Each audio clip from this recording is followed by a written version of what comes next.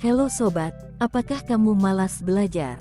Apakah kamu bingung kenapa sekarang kamu kok jadi mager banget untuk ngapa-ngapain? Padahal masih banyak sekali PR, tugas kelompok, maupun tugas dari kantor yang masih belum kamu selesaikan. Karena semua tugas kamu masih lama deadline-nya kan? Makanya itu kamu sekarang lagi malas-malasan, rebahan santai sambil main handphone. Permasalahan malas belajar ini hampir dialami oleh semua orang dari kalangan anak-anak maupun orang dewasa. Belajar sepertinya sangat sulit dilakukan, jika dibandingkan dengan duduk dan menonton TV sambil menikmati camilan atau mungkin bercanda sama teman-teman itu jauh lebih menyenangkan. Niatnya mau belajar kelompok, tahu-tahu ternyata jadinya malah ngomongin sesuatu yang gak penting alias gosip. Padahal aktivitas belajar yang kamu lakukan akan sangat berpengaruh terhadap keberhasilan dan kesuksesanmu di masa depan.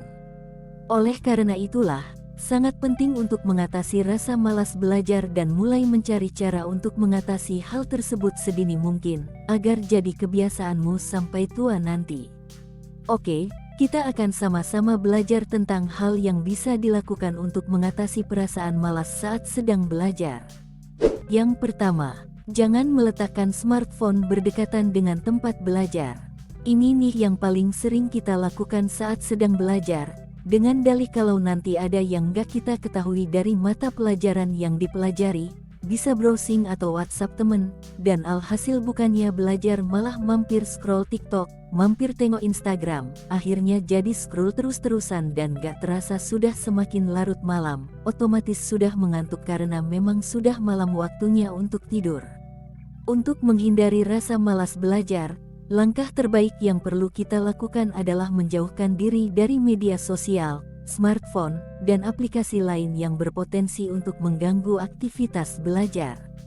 Kamu sangat perlu melakukan hal ini agar bisa dengan mudah fokus dan berkonsentrasi di dalam aktivitas belajar yang sedang dilakukan. Namun, jika proses belajar yang dilakukan membutuhkan akses internet atau aplikasi perpesanan untuk berdiskusi dengan teman, maka kamu harus benar-benar mengetahui batasan dan tidak berlebihan melakukan hal tersebut.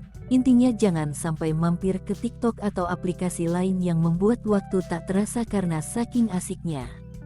Yang kedua, mandi atau cuci muka dengan air dingin. Hei, siapa nih yang malas mandi?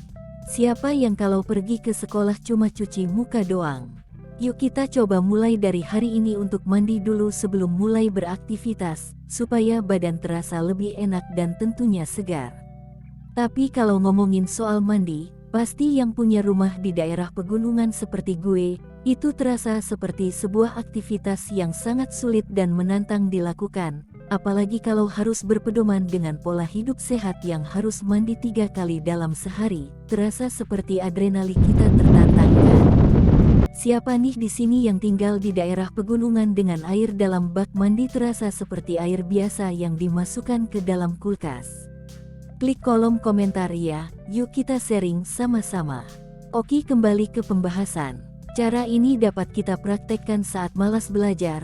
Mungkin saja kita sedang dilanda rasa ngantuk saat ingin belajar.